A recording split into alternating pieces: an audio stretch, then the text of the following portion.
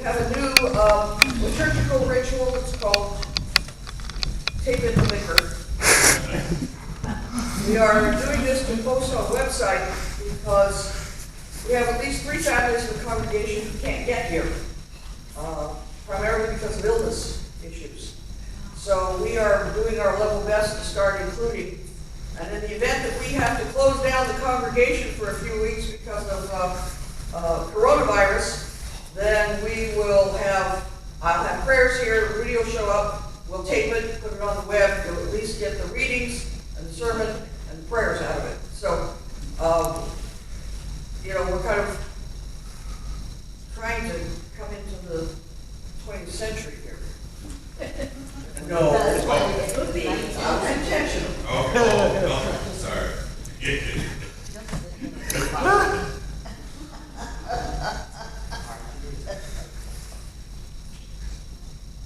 That one verse hymn that we sing for Lent that I picked out for what's going on for gradual, also the transition into the reading of the gospel and then the transition into the sermon. And it's the idea of gradual that kind of comes with that. You don't move very quickly at this stage of the game. This is not jump for joy and fast march through that part of the service. But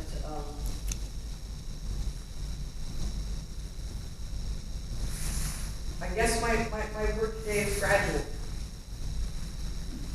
Now, we talked about the texts for Lent were used in the early church as the last education piece before people became members of the faith. And if you remember the catechumenate, being a confirmand to be, was sometimes up to a 3-year process because you needed to be properly vetted before you could join. So that we didn't have a lot of spies in the group that were out to rat out where we were and kill us all. And we know that humanity is capable of exactly those kinds of behaviors. So last week we talked about sin and redemption, faith and forgiveness, but now we're going to do something gradual.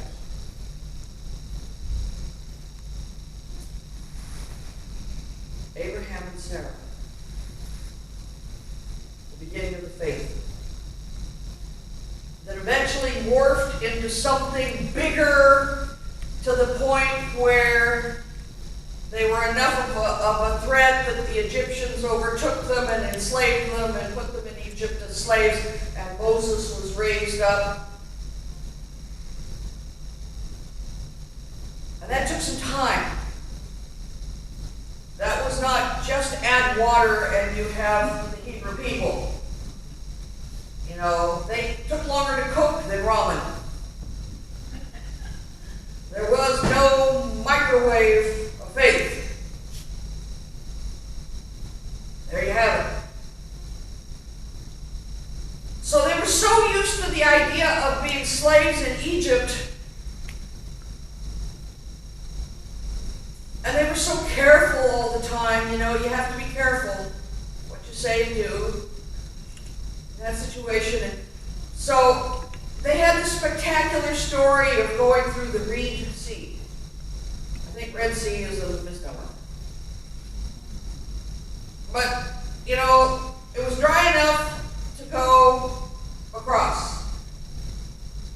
But then it flooded back through, and if it's shallow enough, it's going to be like this much mud in the bottom of the swamp.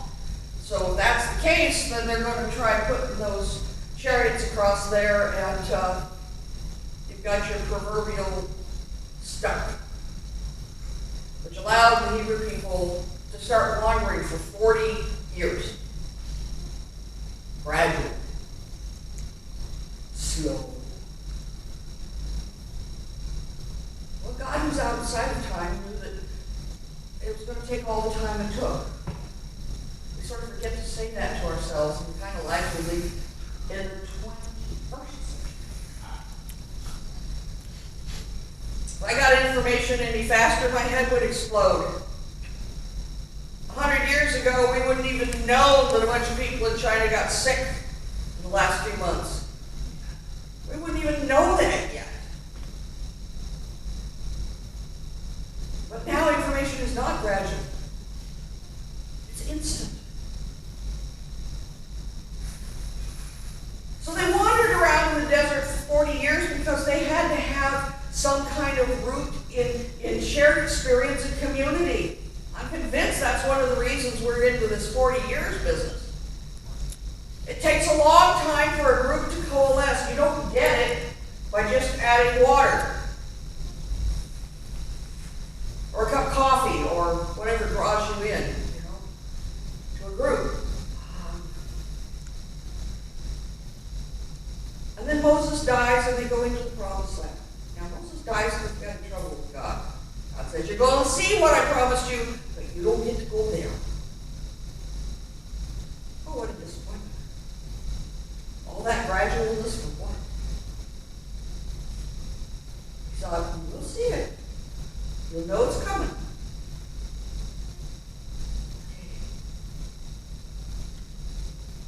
Paul understood that sort of thing.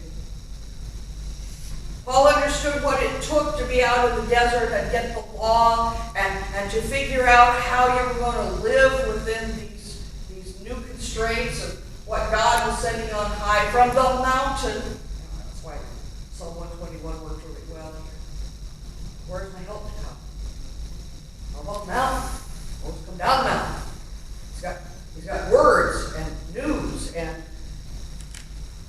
these laws that will shape this community and be expanded into a list of 600 and some odd do's and don'ts that if you ever read them, you're going to be absolutely amazed at what the early law said they can and can't do. And kosher is just this much of it. But that law forms them as well so that they can be a community. But at what point in time do those stone tablets become a stone wall and nobody can get over them? Which is what poor Paul is dealing with because he's the apostle to the Gentiles.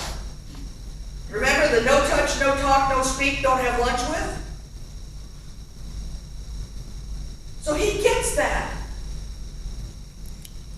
And so he is in his own time kind of saying, the law has its place, but you need to understand some things. Now the letter of Paul to the Romans was one of the key linchpins that started Luther out to say to the Roman Catholic Church, the structures that you have built have become a stone wall and nobody can get over the top of them. Because if you're looking for any part of Scripture that really informed Luther's discussion about works and faith, you're going to find it there. In the chapter immediately preceding today's reading. Now, I like his sense of humor. Paul's sense of humor. But he does. He said, shall I sin? Because see, if there's lots of sin, then there has to be lots of grace. So shall I sin more so that grace may abound? No. Bad math.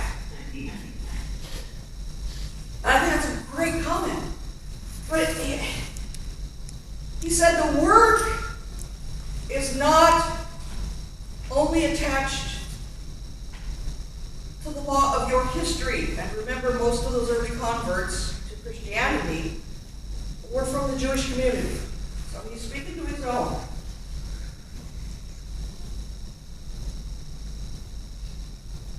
But he was cognizant of the one thing that really blew Nicodemus' chances in the gospel. Nicodemus is a teacher, a respected teacher, a Pharisee. The guy has street creds. He's got academic creds. He walks up to Jesus when? In love with him. Why? It's dark. Why is it good that it's dark? So that you can see that you're talking to you know who. And in this gospel, he's called teacher. Nicodemus calls Jesus a teacher even though he hasn't had the formal education to be considered a Sadducee, a Pharisee, a scribe, or a priest. So that's an honorific that we miss. So he's willing to butter him up with teaching. Oh, teacher. But he can't bring himself to hear what Jesus says to him. Because, you see, he understands all of the structure of the relationship between God and people to come through the law and the stone wall. And Jesus said, you got to get over it. You got to be born again.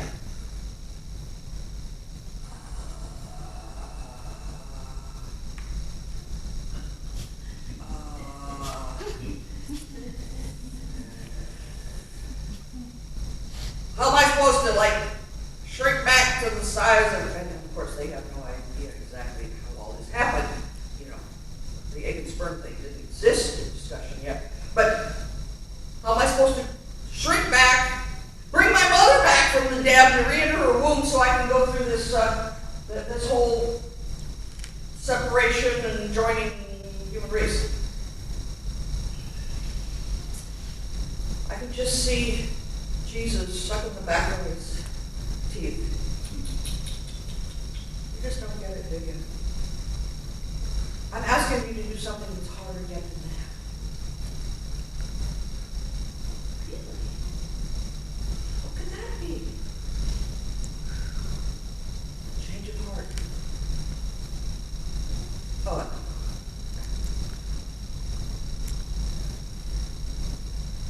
He said it isn't about the stone, it's about the heart. And you know that we've got prophets that talk about that. Where God speaks to the prophet who speaks to the people and says, I want to take your heart of stone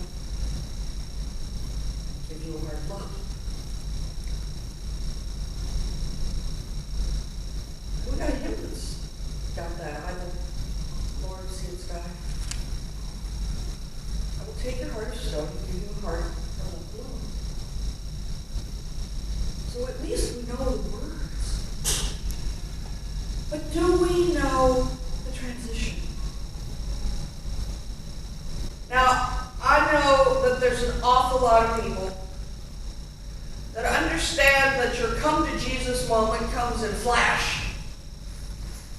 And you hear an altar call of some kind. And you come up to the front. And you kneel and prayers are said. And, it can get really big. And get really emotional really fast. But was it a split-second moment decision? Or had you been wandering in the wilderness for 40 years ahead of time?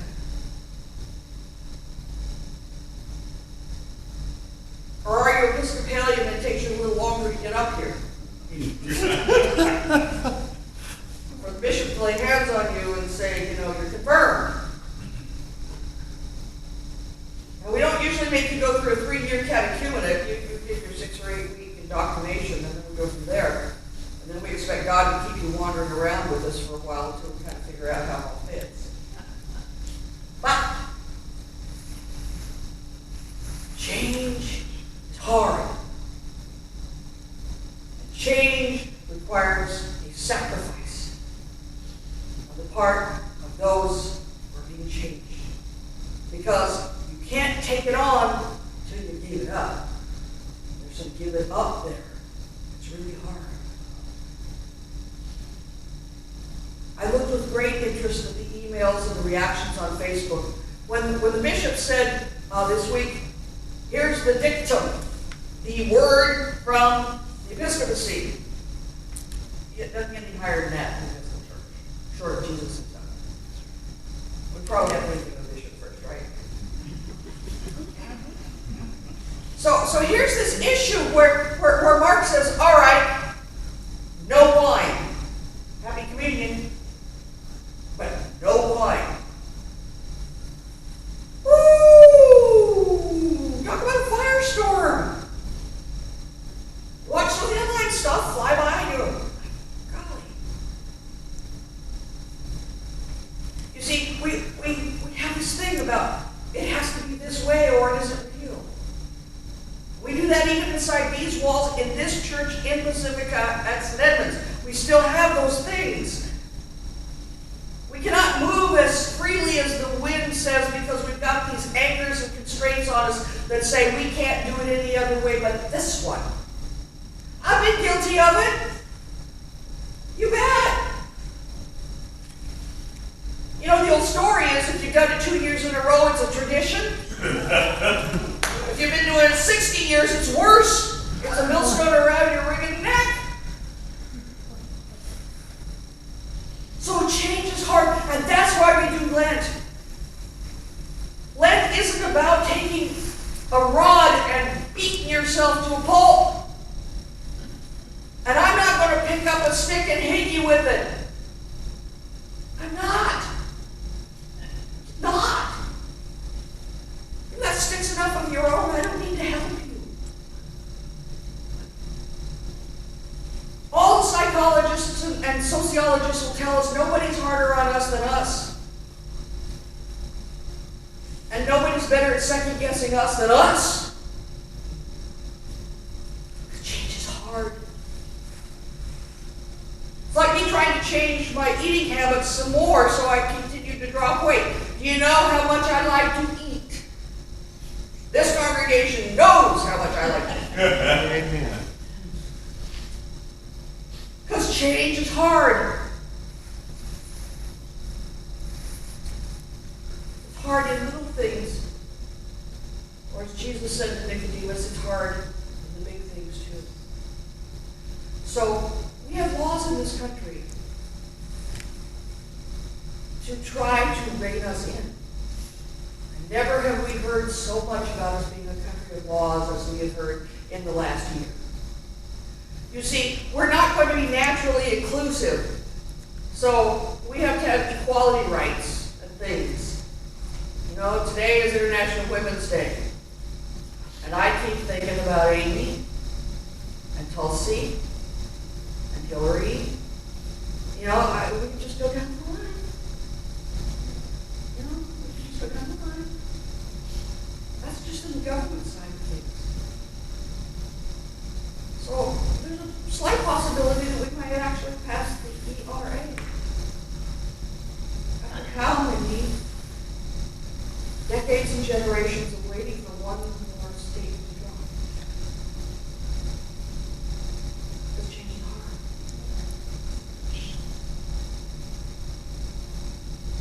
So I'm back to the Sarum Rite. Sarum being a place in England where there was a cathedral and worshiping community, and some of the oldest of the English liturgies are drawn from the Sarum Rite. Rite, not as right hand, but R-I-T-E, as in ceremony, liturgy, and stuff. So we get to the third line. The juxtaposition is a beautiful thing. It starts out, God be in my head and in my understanding. You get down to the third one, God to be in my heart and in my thinking. Shouldn't it be my head and thinking, my heart and understanding? I think the author, Sarah Wright, understood something. That it's the thinking that gets in the middle of this heart business and just screws it all up. And we overthink, underthink, and bad things for way too many things. So Lent is an opportunity of balancing the books. It's like your spiritual checkbook needs a little balance work today during Lent. So that your thinking and your understanding and your words and speaking and your end and departing are all about having the opportunity to change your heart.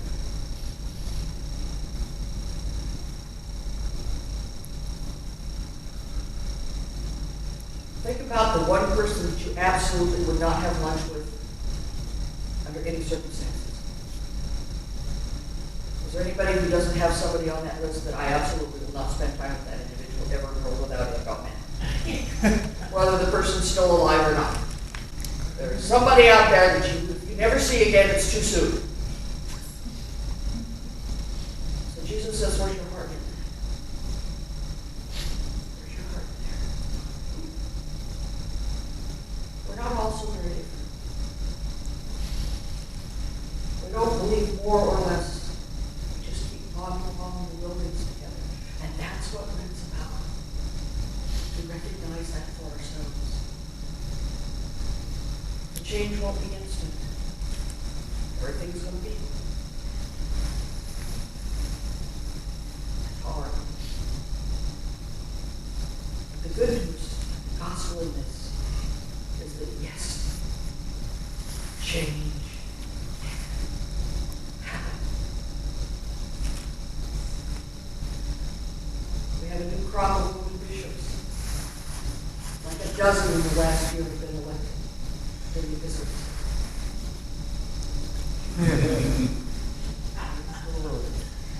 That's both hooray and hallelujah and applause in sign language. We're making some inroads, and we're still tripping over stones about inclusivity, racism, sexism, consumerism. We've got more isms than God's got little green apples. We're not done. But we're never stopping yet. And this is another opportunity to start over. Be born again into something more inclusive, more loving, more responsive, more free-spirited, less bogged down in the mud of the Reed Sea, to do things new. So when the day of resurrection comes, we can stand before God and say, I did it.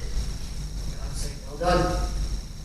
Good and faithful graduate servant. Amen.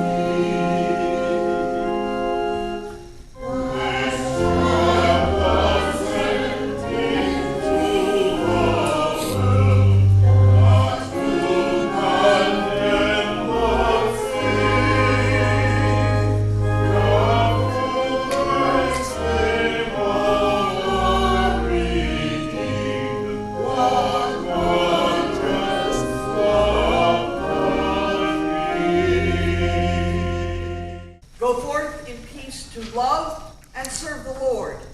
Thanks be to God.